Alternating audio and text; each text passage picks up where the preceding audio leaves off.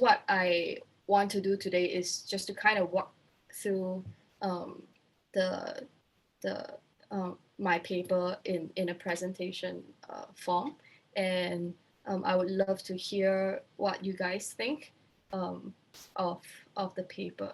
Yeah, and so I guess this whole idea of post-truth and fake news, and so on, it's all not new to us, and I think to a certain extent, it has become quite a tired term. Like it has been overused and it has been misused, and so I think the how it started out was that I was kind of curious about this whole phenomenon, and I wanted to understand how, because it seems so different um, from what we understand of just lying in politics, of um, just like spreading fake news and all that. Um, I think there are some differences that make it a unique phenomenon, and so this is basically what I was trying uh, to understand and to solve in this paper. Yeah, so this is how my paper is structured. Yeah, so as I said, there is some background to which this is an important topic right now, uh, and then um, I think it would be beneficial to clarify what exactly it means to be post-truth. Definitely, it is used in many different ways in the media and in politics today. So there is that need to find out what actually it is. Um, and then we will talk about whether or not in a post-truth world we have this thing called political truth, and whether we need it anyway. Um, and I guess the next section, democratic reason, is basically my main argument for the paper, that this is the way to create a minimal conception of political truth that can overcome some of the problems that we typically find with the idea of truth, and still uh, kind of um kind of target directly the issue of post-truth, of fake news, of all these things. Yeah, so that is basically what I'm trying to do in this paper. Okay, and so I thought I would start with this quote. I mean, when this whole fake news post-truth thing started, it seemed a bit um, surreal, I guess. I'm not sure about you guys, but it felt to me as if um, as if like people were believing like things that were so absurd that you just wonder why they would even believe it. Things like Pizzagate, um, things like conspiracy theories about I think the most recent one was QAnon, or like things like that. Many things that just to us seem so crazy and seem so absurd, but people actually believe them. Then there was this whole thing about alternative facts, and like um, I mean it went into popular media, and it became sort of almost like a meme and a running joke. But I think underlying that, there's a lot of philosophical issues that are quite relevant to us, and so um, I think we would do well to understand this idea of truth, and this idea of truth, yeah, in a deeper sense. Yes. So the first part of my paper, I try to understand what is post-truth, and I think some of the things that we want to know is, okay, so what is post-truth? How is it different from any other phenomenon related to lying, related to political spin, related to fake news? How like what makes it different, and what makes it so hard to tackle?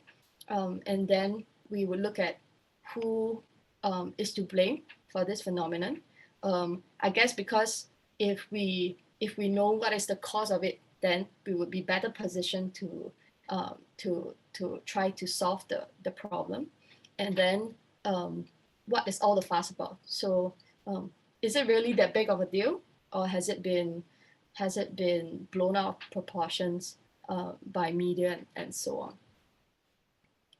Yeah, and so I think when we think about post-truth, or when we read about post-truth, what we hear a lot often is things like lying, things like very heated rhetoric, populist rhetoric, you know, things that kind of, I think the most obvious one would be the Oxford Dictionaries definition of post-truth, which is what is it? Which is something like I have it somewhere. Just give me a moment. It's when objective facts take a lesser status compared to emotions and all in shaping public opinion. Yeah, and so that's the definition that we are given. But it seems to me that post-truth is more than that. We can think about it this way.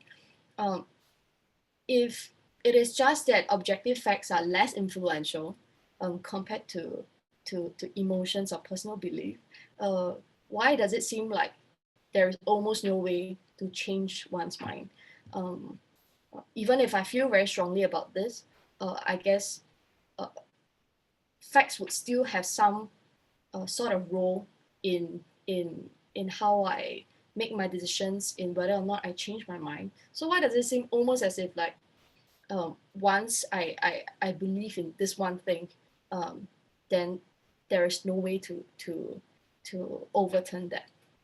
And then if we are so focused on lying, if we're so focused on fake news, then are we like, it seems as if it's a new phenomenon, but I guess we know very clearly that it is very far from true, that lying and deception has always been a part of politics,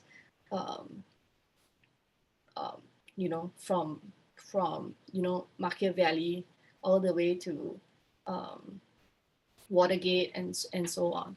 Yeah, and so I think my point, the point that I'm trying to make is that there is a deeper root issue to the problem of post-truth, and that is this denial of the existence of objective fact. So we are not just saying that emotions are more important than truth. We are not just saying that lying is now a big part of politics, but we are saying that now there is a very there's a very deep distrust towards the validity of information, towards people who we once considered experts, and so we kind of are at a point where we are doubting the existence of objective fact in the first place, and so that does have deep implications, and that's what we are going to explore. Yeah. And so I thought this was a quite apt case. I think more than simply just comparing Trump and Obama, you know, the numbers that turn up for their inauguration, we are more concerned with how this idea of alternative facts is considered valid, you know, in politics today. That you know, I can believe alternative facts, and instead of just calling them like falsehoods. Yeah. So this whole idea of how like truth in itself is slippery, that that that people who were considered experts, people who were considered epistemic authorities, are now just seen as partisan players who have their own agenda and who are trying to promote or advance a certain like partisan agenda, whether it's like liberal or conservative agenda, and that is the problem today. Yeah. And so when we're trying to figure out who to blame for this phenomenon, we kind of look at a few factors. I think one of the most common ones when it comes to post-truth is populism. And we look at the things that Trump says, we look at the things that Duterte in the Philippines he says. It seems as if they are kind of like doing away with truth as a whole, but that is actually not true. In fact, populist movements, they actually appeal to some form of truth rather than doing away with the concept entirely. It's just that the kind of truth that they appeal to is a very exclusive one. So it would be something like how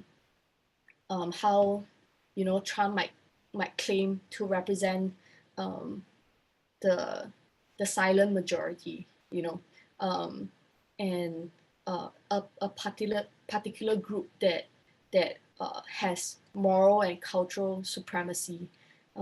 So rather than saying that they are like that they don't appeal to some form of truth, it's just that they are appealing to a form of truth that to us is very unorthodox.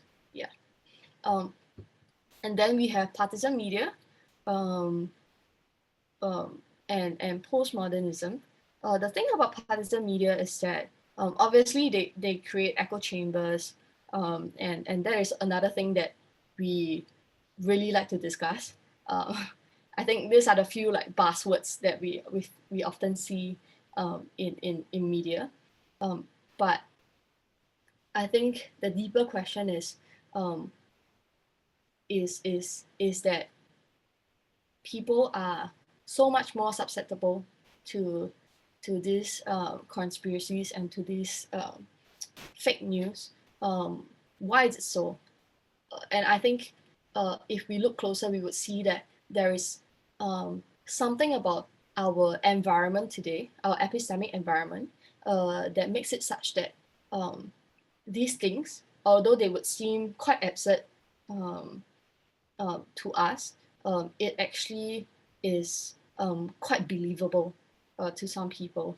And so the epistemic environment has changed such that what is considered valid, what is considered potentially true, things like that, they are very different from what it used to be. Yeah, and I think partially it is a bit due to this whole like postmodernism thing. I think we the belief that universal truth is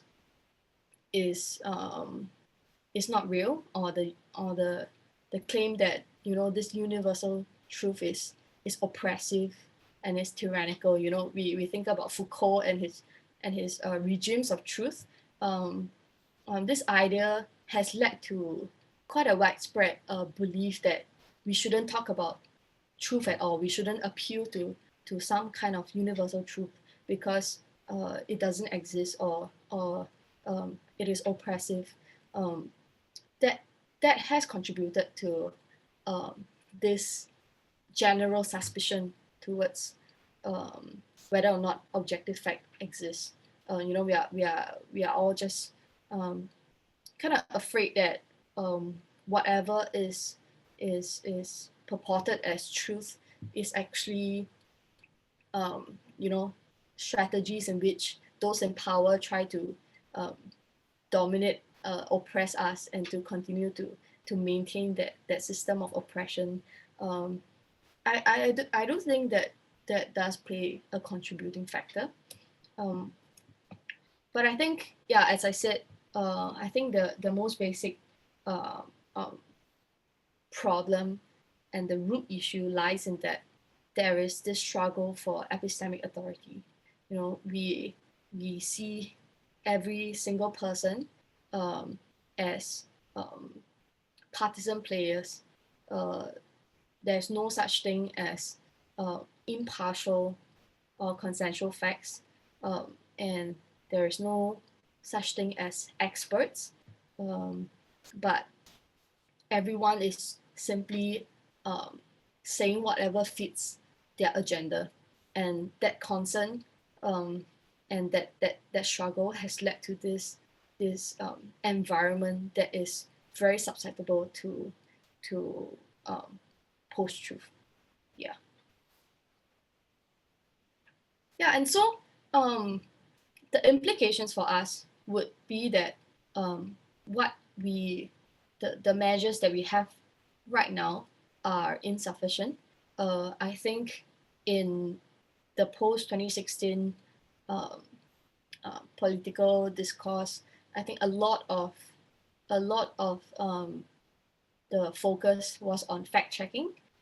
It was on Facebook algorithms, um, whether or not we are living in echo chambers where we are just continually fed with things that already confirm our pre-existing beliefs. The fact that we are not exposed to contrary views. These are things that were very deeply discussed, and these were things that that then people tried to mediate. So now there are a lot of fact-checking institutions. There's a lot more pressure on social media to make sure that the news that is spread online uh, is is is uh, is real. Um, but I think to some extent it is insufficient. It is insufficient because partly um, partly there is so much fake news online, and the people who spread fake news are so powerful because of technology, that it is impossible to kind of completely uh, prevent it from spreading. The thing we would have to look to is how would um, we would self-regulate in a sense to recognize fake news for what it is, and to recognize partisan views for what it is. But that does entail that we have uh, at least some idea of what truth is, and um, and what impartial or like objective fact would look like. So we um, if we have no idea what truth is, or we are suspicious, or we doubt that truth even exists, then we would be in a position, um, we will be in a much worse position to tackle this, and to look at all the information that we are fed with, um, and to identify um, what is what is I mean, you wouldn't have any idea, you wouldn't have any like way of differentiating fake and true anyway. Yeah, so I think the deeper problem is to tackle that. We need to clarify what truth is, what are the valid means to acquire it, and the appropriate ways in which it can be brought into the political realm, in order to actually resolve this post-truth crisis. Yes. And so if we kind of look at political truth, um, there are a few ways in which people have tried to look for political truth. Then we will see that it is actually pretty elusive. many attempts have failed for many different reasons, which I will cover. And but at the same time, it doesn't seem possible for us to completely do away with questions of truth. And so then the question would be, um, how would we include some form of some conception of truth in our political discourse, uh, while also um, not getting boggled down by many of the issues that come up with truth. Yes, so um, I think the most obvious source of truth would be the metaphysical kind. And I think usually when we talk about truth, that is that kind of conception that we have, that is some sort of thicker metaphysical truth that, you know, is mind independent, and we sort of have to reason and to find it, you know, like a bit like Plato, um, the allegory of the cave. We have to look to the ideal form, and that is the truth, you know. um, we have religious doctrines that talk about our life on earth, um, whether government is ordained by God and we should obey the government, or whether um, this whole idea of man ruling man is an unnatural subjection of man. And then the postmodern um, theory of truth as simply just power, and the implications for that. And so I think my aim in covering this is simply just to show that um, there are many ways in which we have tried to look for truth, and to apply it into politics, and many of like these ways, they all have problems of their own. Yes, and so I think I summarized it into a few categories, which we may fall under when we try to think of truth and political truth. I think in that sense, the most the most radical one would probably to believe that there's no truth at all and there's no political truth. Is the whole idea that knowledge is completely intersubjective, it is socially constructed, and it is nothing more than just mechanisms of power. So those in power um, create norms and standards by which something is considered true or not, and then from there, um, um, that is how we get our standard. But those are, you know, as it said, it is arbitrarily constituted, and it is just at the end of the day, it's just a function of power. And so these people believe that there's no such thing as truth or political truth. Yeah. And then some of us may think that we can find some sort of truth in outside the political realm. That could be things like mathematical truth, factual truth, um, science, maybe. But the thing is that those forms of truth are inappropriate when transferred to the political realm, and basically because we think that this form of objectivity, this appeal to a universal standard, a universal norm, is not relevant to the political realm, which is inherently pluralistic and diverse. Yeah. And so what they would believe is that although there's some truth outside of the political realm, we can't find that same idea of truth in that objective universal form in the political realm. Yeah. And so lastly, there are some people who think that there is some truth and there is also some political truth, and that is the main thrust of my paper, which I focus on. What I argue is that democratic reason is able to create a minimal conception of truth that is applicable in politics, and it overcomes the problems that come about from truth, from truth, like the part about objectivity and pluralism. Yes. Okay, so I hope that I'm still making sense.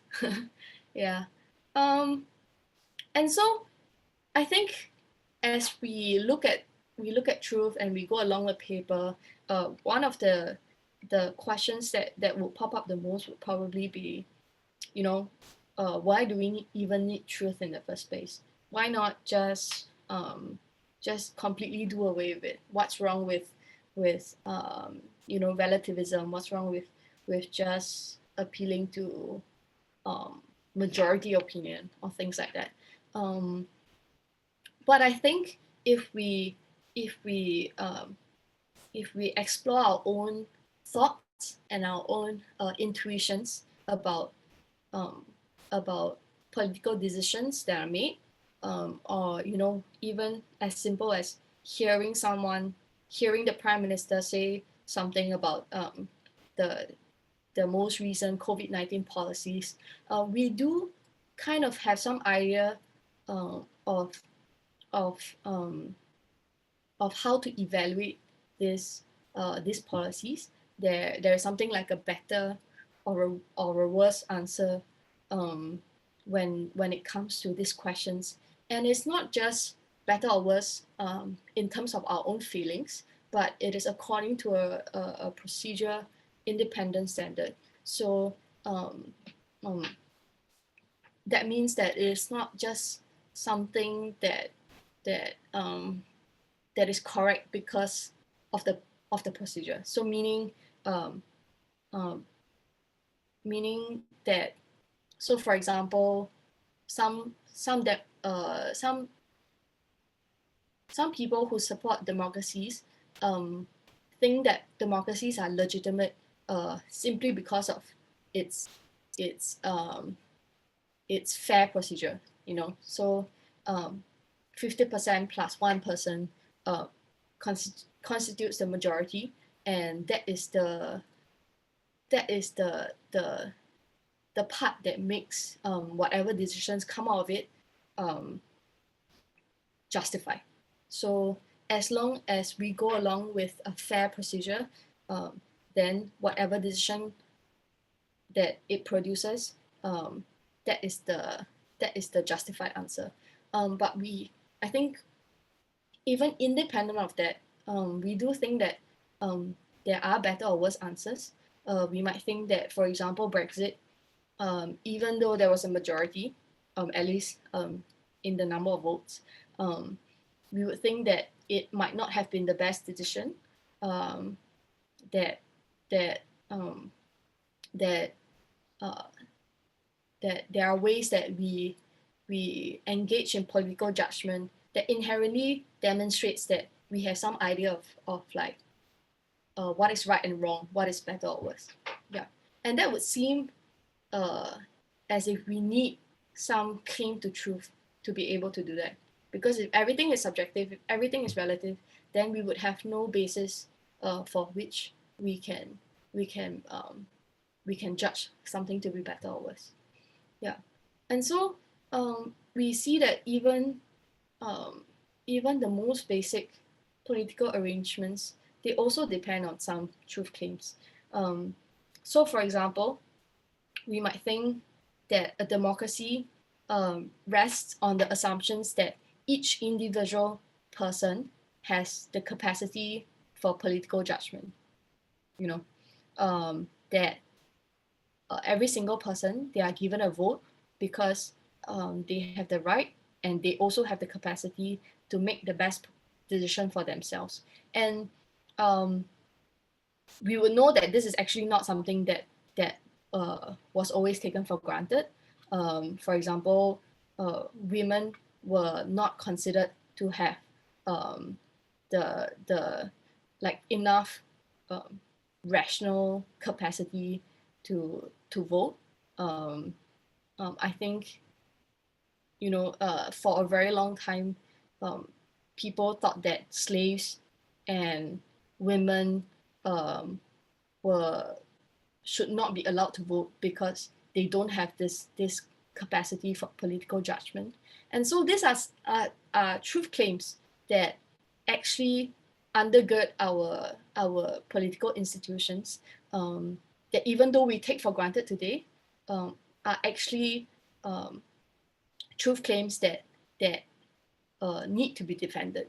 Yeah, and so if we do away with truth claim completely, if we don't talk about truth at all, then it would seem as if a society that deems that only property owning men can vote is equivalent to a society that prefers for women and all races to be able to vote. Yeah. So we would think that, you know, at the end of the day, we can't completely do away with truth. Yes. And so I guess very briefly, my argument for how democratic reason can produce a minimal conception of truth, basically is that each society can come together to create or to agree upon a standard, and so that is the first order kind of process that depends on some truth claims, but that doesn't mean that it has to be universal. It has to be, you know, absolute. So it avoids a problem of like being tyrannical and oppressive, like Aaron would worry about. Yeah. And then in the second order level, then we would talk about the like once the procedure and the standard is set, then whatever claims that we make, whatever decisions that we make, the truth of that will be measured objectively according to this standard. Yeah. So so we would see this as kind of an in-between of complete subjectivity, of complete relativism, and of universal standard that would undermine plurality and diversity of a democratic society. So it still allows for pluralism in the sense that it doesn't claim to be universal. It doesn't impose an absolute standard on every single person, but at the same time, there is some standard for which we don't live. We don't say like, okay, anything goes. It is just about what you prefer, and and and that all opinions are equally acceptable or valid. Yeah, and so that is the kind of position that democratic reason tries to straddle, and I think at the end of the day, there is this the distinction that we make is that in the first order, we come together to create and to agree upon some procedure and some standard, and then the day-to-day political acts of political discourse, the truth of that would depend on this first order conception. Yeah.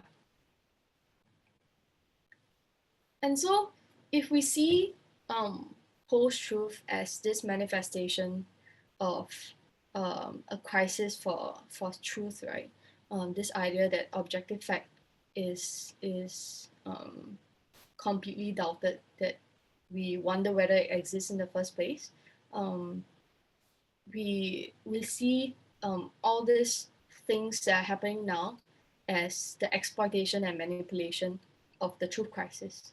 Um, that populist movements are taking advantage of the fact that people uh, um, doubt objective fact to say that, hey, my version of the truth is the right one.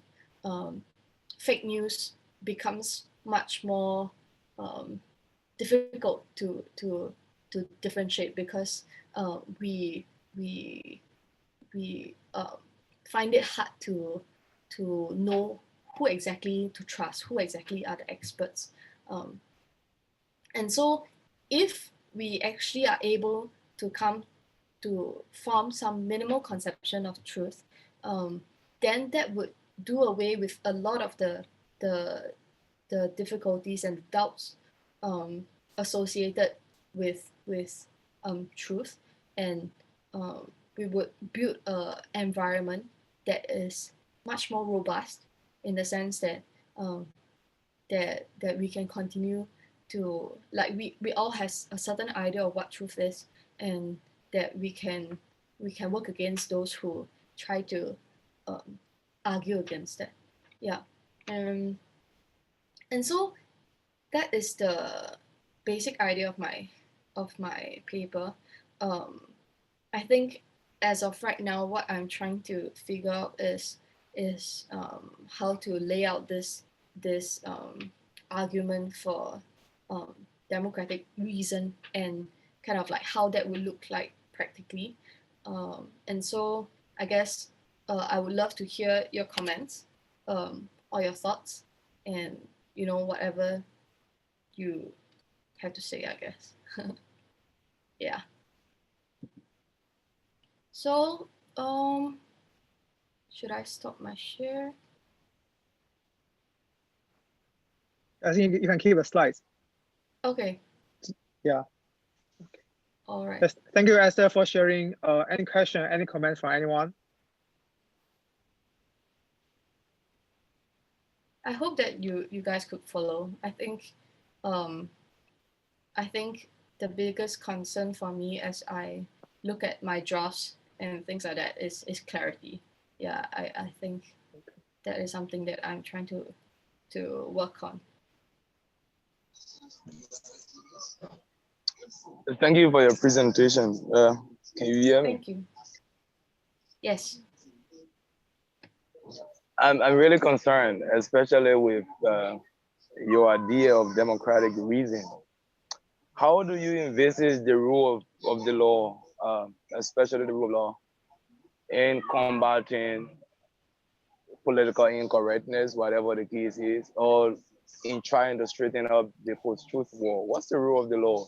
Do you really build a democratic reason around using law as an instrument, or would the law practically be undermined by the same post-truth political system? Right. I think that the way that the post-truth system undermines law is that we would start to see um, the law as created by people who themselves had um, partisan interests, who had their own agenda, and so on. This is not to say that that's not true. I think in the process of creating the constitution, in the process of creating um, the political structure, obviously there were political agendas in mind.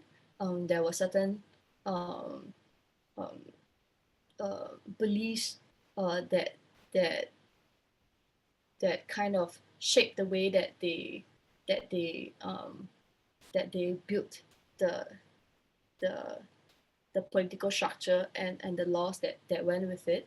But I think that in this sense, how law would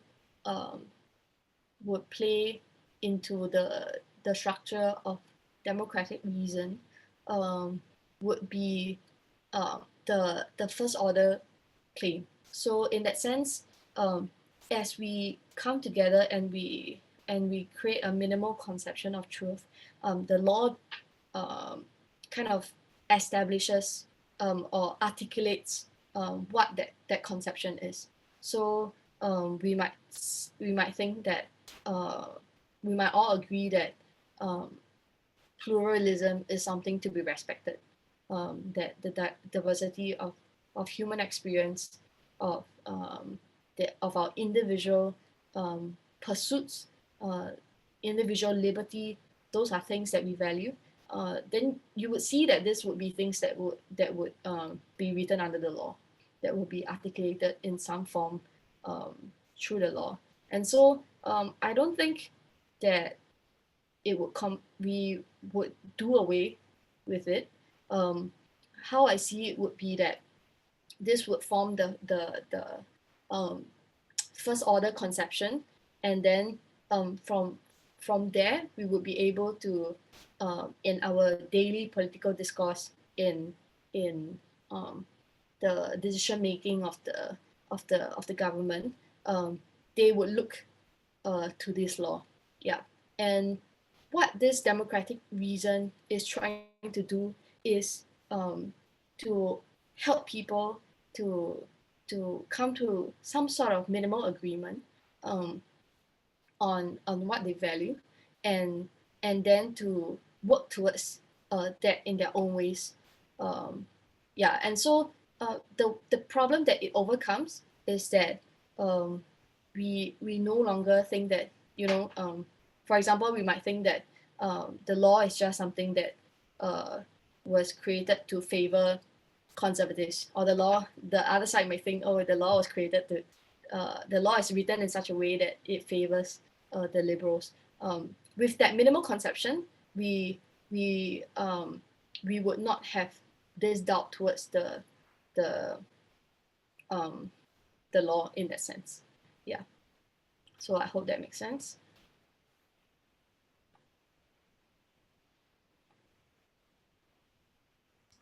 All right. Yes, right. Thank you. Yes, thank you for your presentation. I really enjoyed it, and yeah, I think it was pretty easy to follow. I only had trouble because you inspired me to take so many notes for questions. I got quite a lot, so maybe I can just start out with the first one, and then somebody else gets to ask. Sure. Maybe somewhere in the same area as Thomas. Who gets to decide what's fair exactly, right? You right. put it, Rawls, obviously Habermas comes to mind for me. Yes. And like the white guys. And I'm not saying they make bad arguments, but it still seems to me that it matters that their theories rely almost exclusively on political and cultural ideas of the so-called West, like the focus on individual liberty, for instance. There are other conceptions of societal life, and they aren't currently, I believe, taken into consideration as much as they maybe should be. Yes. So that's a really good point, and I think the answer to that would be that each society creates their own form of minimal conception of truth according. I mean, I think the most basic claim would be that this would only be able to come to pass through a democracy, but beyond that, the conception of truth itself is determined by the society. So a society that values the collective, who sees perhaps society and its basic unit not as individuals, but as certain communities and so on, who kind of adopt this more non-Western views, that is something that they can create in their own conception of truth. Yes, and so I think the focus here is definitely a bit more on Western ideas, and I think that is something that you very aptly highlighted, and so that would be something that I will address and I will clarify in my paper. Yeah. I mean, I don't want to suggest that, an undertaking that big necessarily has to be part of your thesis, but it's a great point. Yeah, I mean, it's fair to work with the theory you chose, I believe, but still, these are the questions it leads me to. Like, I mean, it all makes sense in principle, but political judgment, like you said, and engaging in the forming of that truth, it still depends on privileges, right? On education and time to stay informed and get involved. I mean, like, studying political science, I kind of kept gaining distance to other peers, who didn't, spend most of their time with politics in essence. And that even made a difference. And that's my peers that I knew that obviously are kind of also, in a sort of bubble formation as they would. And beyond that, the contrast would probably be even more crass. All right. That is true, I think. I mean, I think I said that about Habermas as well. And it just goes for Rawls too, and so on. That's just the problem. That's just a weakness that hasn't really been addressed. That's not your fault. Yeah, but I guess it's because, I mean, beyond that, then it would seem almost impossible to come up with something. I think my take would be that if this is an undertaking, it would require a lot of resources, and it would require, I think, a lot of time, and so I think the theory is compatible with a continuous renewal, a continuous evaluation of that first order conception of truth.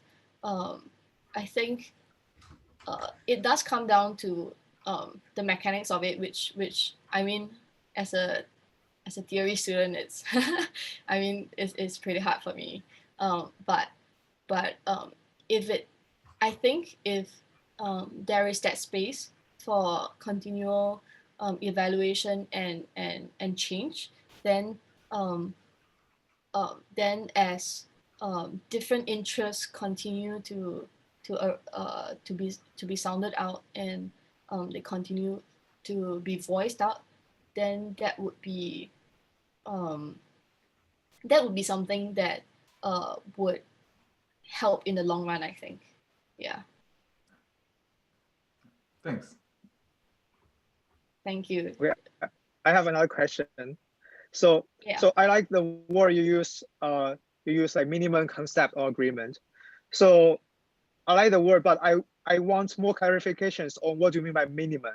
So okay, I think I can explain why I'm confused about this. So from my point of view, I think some unmeasurable and unobtainable truths, at least at the highest level, is important and helpful because they provide this space for discussion and skepticism.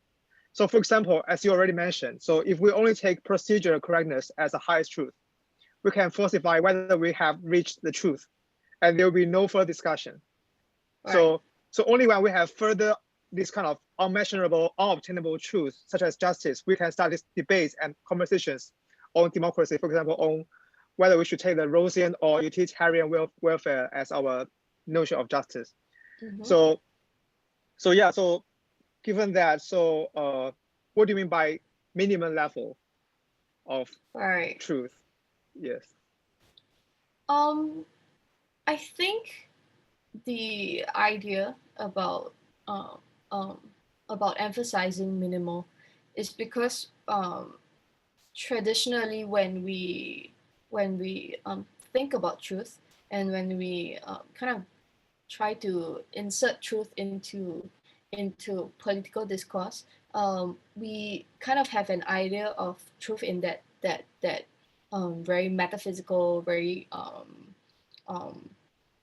mind independent kind of sense. But the problem with that is that similar to Rawls and his whole idea of like comprehensive doctrines, it is hard to get a consensus on that. So if, for example, I subscribe to a religion that believes that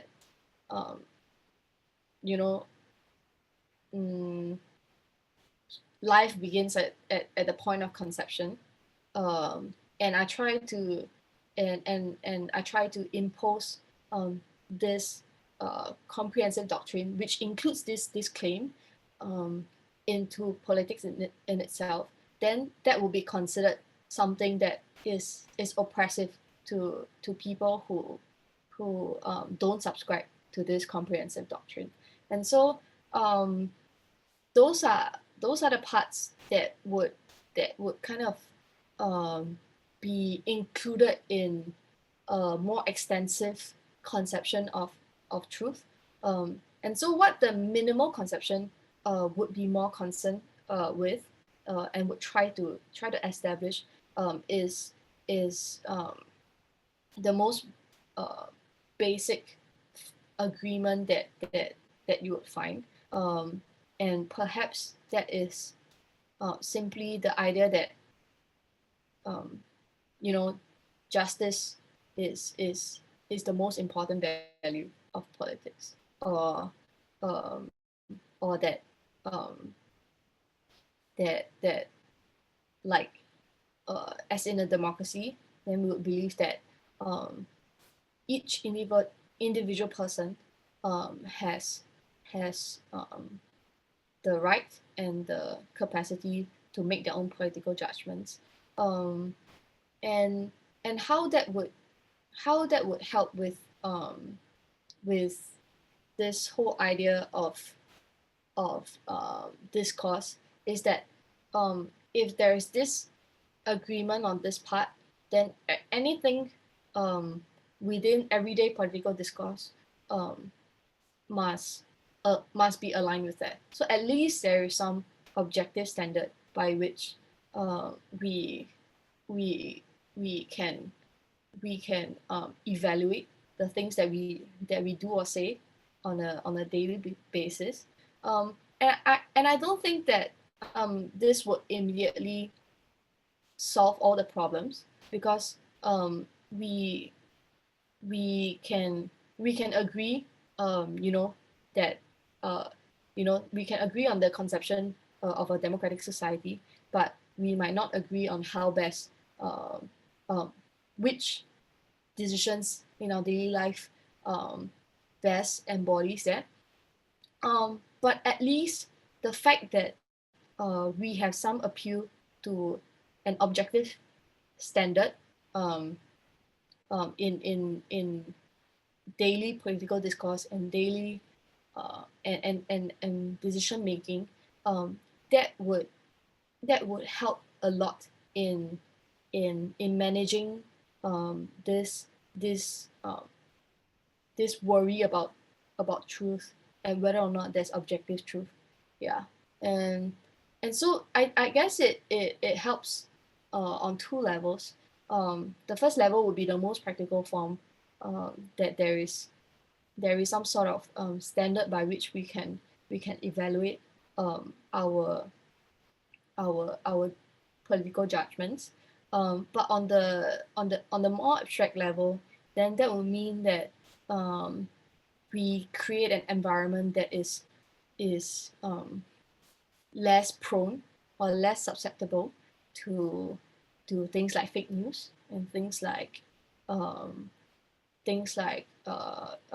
partisan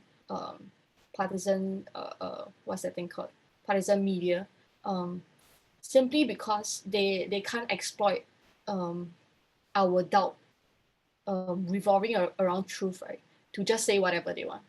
Yeah, and I guess that is that second part that I think would help too. Yeah. So okay, so just yeah. Yes, so just a small follow-up. So in that case, your minimum conception of truth will be a procedure of getting truth rather than the content of truth, right? It would still have to depend on some truth claims, but yes, I think it would. The point of it is to create a procedure. Yes. Okay. Yeah. I just have a question about how the idea of presentation of truth and interpretation of truth play in, because even if we have something that can arguably... Lastly, let me ask this final question. Sorry, Lisa can finish your question, then we can get to Thomas. Yeah. Yeah. So yeah, say I can tell you something that is arguably factually true, but then the presentation of those facts and then how someone interprets them is very different. So even if you have something that's true, say we have, to pick an example that I was thinking of the whole time you were speaking, was the idea of the number of deaths from COVID. Right. So this is a fact that there's been this number, but it is also a fact that on death certificates, COVID isn't listed as a cause of death, because it can't be a cause of death. But say I go on and I tell you something is factually true, that on no death certificates is COVID listed as a cause of death, then people can interpret that. This is true, but they're interpreting it in an entirely different way. So that's what, like, it's, I'm just wondering how, because no matter how much we present with truth, there's what people understand is always going to be subjective interpretation. So then how does presentation of facts and presentation of truth in politics kind of factor into this idea, especially in the procedure? Because we can't just state facts, we have to explain what they mean. So how does that factor into your procedure? Yeah, I think that is a very good question. It is definitely one of the biggest problems that we face today. But it is a problem that exists whether or not we are in a post-truth environment. So in that sense, this whole idea is, I guess I was watching the interview when Trump was talking about COVID numbers, and he was arguing with the journalist about I think it's death per death based on population versus death based on number of cases, and basically he said like no, you can't do that, and that was pretty amusing for me. Yeah, and it's this whole idea that even the way that we collect our statistics, even the way that we calculate our numbers, those are things that are that kind of reflect on certain political beliefs that you have, and in some way they also have this cycle of creating that kind of political reality that they themselves first believe in. But this is a problem that exists even without post-truth. And so the problem with post-truth is that it kind of does away, like, so if I could give an example, for example, we could say that with an unemployment rate of 5.8%, for example, one party might say that, oh, this is proof that the economy is improving, that we are doing great things, and an opposition party could well use that same number, 5.8%, to say that the economy is in decline, that the ruling party has done something wrong, and that way of presenting truth and interpreting factual truth, it exists even outside of post-truth. And so the bigger problem with post-truth is that rather than saying, it's the unemployment rate is 5.8%, they could say that it's 11%, and the post-truth era would allow that. So that is a slight difference that I would say is crucial here. And I think what we can do in tackling this interpretation problem is to more carefully evaluate the numbers based on how well they reflect our reality, and how well they align to our conception of truth. But even without post-truth, this is a long-standing problem that I think solving post-truth will not resolve as well. Yeah. So I don't think I can give you a very satisfactory answer, because I think it is a problem whether or not post-truth exists, and I think that is up to I don't know, governments, the people, and how they hold these governments accountable. I'm not sure. Yeah. Yeah, it occurs to me that the idea of post-truth and then just outward lying is the line is quite blurred. Yeah, definitely. Yes. It's definitely it's difficult, because even if you present truth, my interpretation of the post-truth era was that people will just accept their own truth regardless of the presence of objective truth. So where does outright lying factor into that? And then we've also always had governments who've outwardly lied. So, right. When we think about particularly authoritarian regimes that have spread lies to crack down on minority populations. Right. So have we really entered a new era, or is democracy just slipping?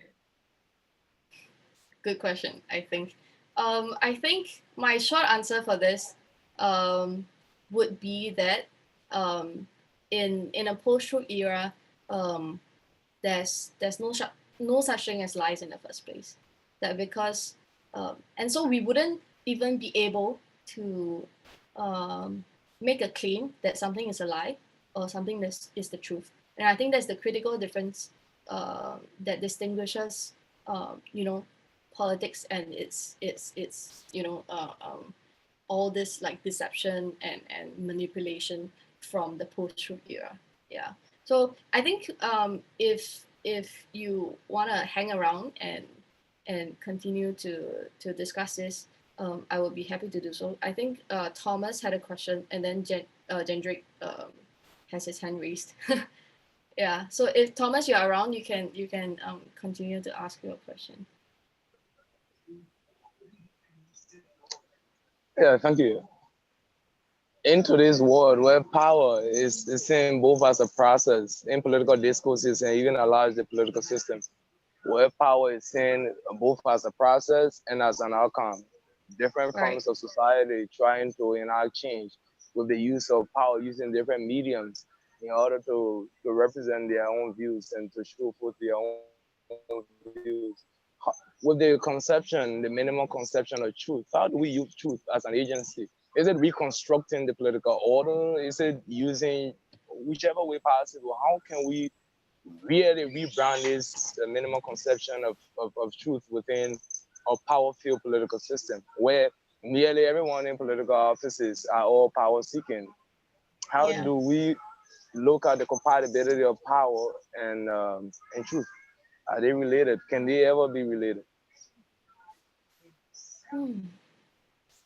I think to a certain extent, if we take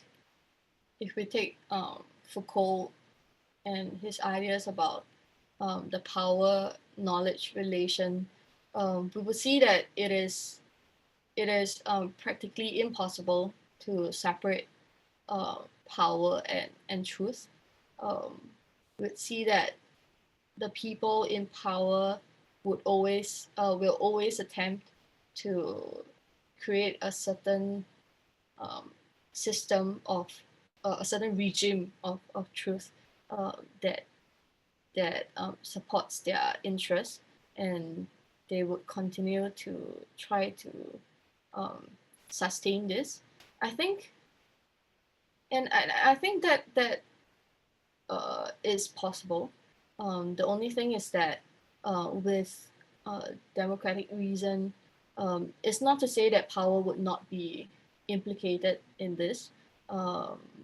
I think what Jendrik said about privilege and things like that, they do make a difference, and I think those with more power, with more voice, will be more able to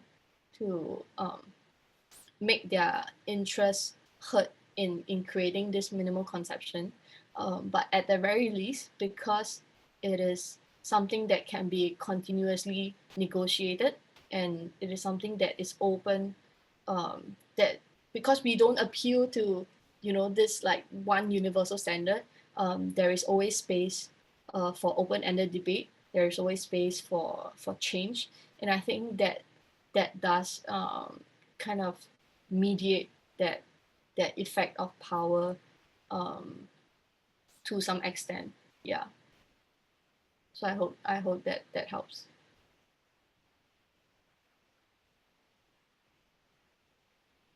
So, Jendrik?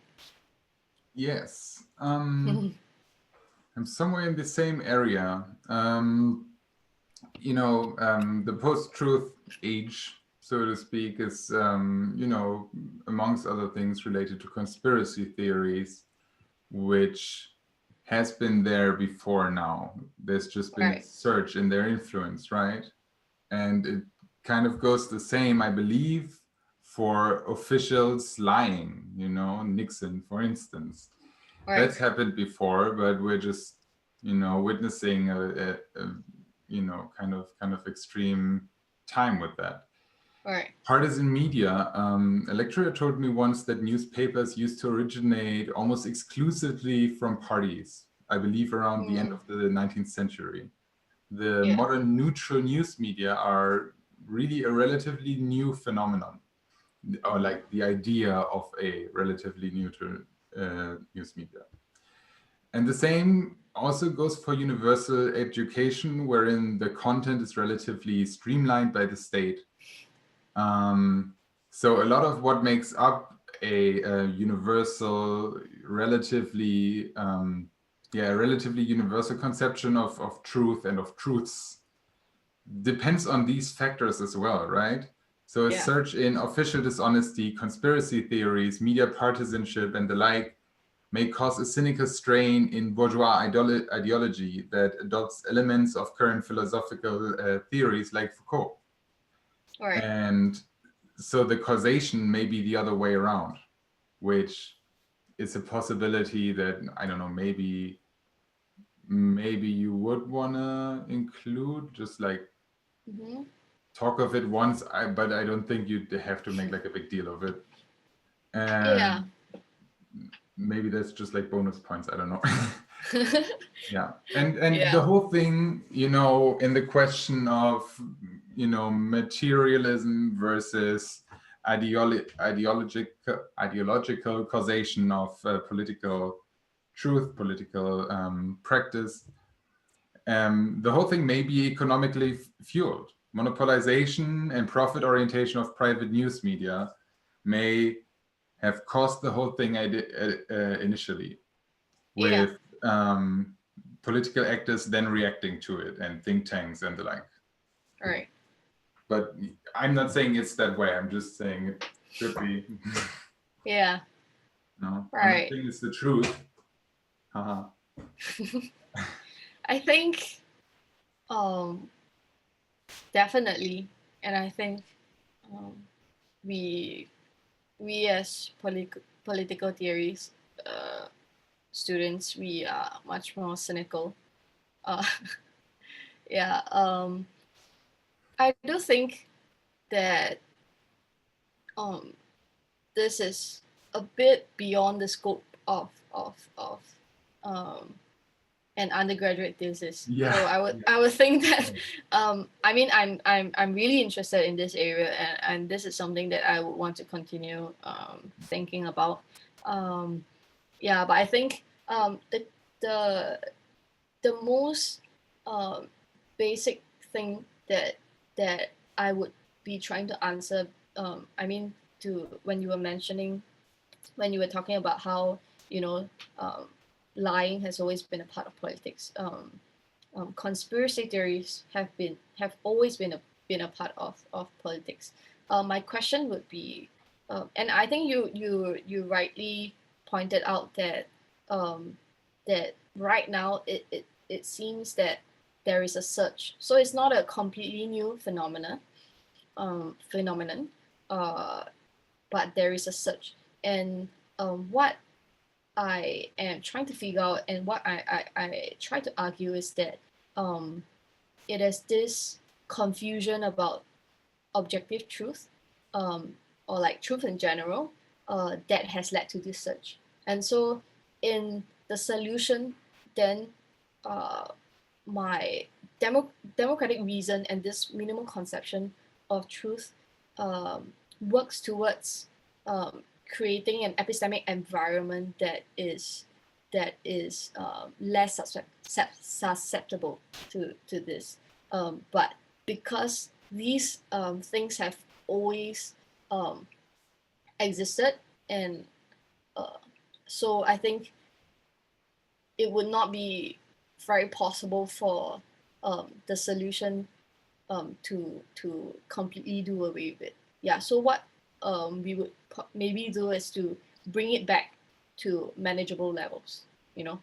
Yeah, so if when I'm faced with Nixon and Watergate, for example, there would be backlash, there would be calls for him to resign, or, you know, to be impeached, things like that. We would recognize it as lies, rather than to just think that, oh, you know, it is just alternative facts, you know. It is the lying media that is trying to you know, trying to persecute him. They are trying to just you know, try to get him out of office. So that is that part that I'm trying to tackle. Yeah, and so if we kind of manage this search, then I think it would go back to a bit more. There will be a clearer distinction between lies and truth. Yeah. All right. Yeah, thanks. Thank you. Yeah. Okay, so I think today we are going to stop here. So again, thank you so very much, Esther, for this wonderful presentation, and thank everyone for contributing and creating this very interesting conversation, which actually caused me to delay the interview, and I actually sent an email to a person to reschedule that. So and I strongly encourage everyone to continue discussion, either like one person to another person or within a group.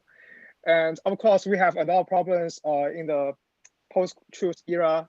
Some of them are in like specific for this era. Some of them already exist for a long time before this era. And of course, one decision cannot solve all the problems. And but it's always good to take one small step at a time. So yeah, I think that's all for this meeting. And I'm very looking forward to the next meeting, which will be hosted by Lisa on climate change and political theory. So stay in touch, and thank you, everyone. Thank you. Thank you. Thank you, guys.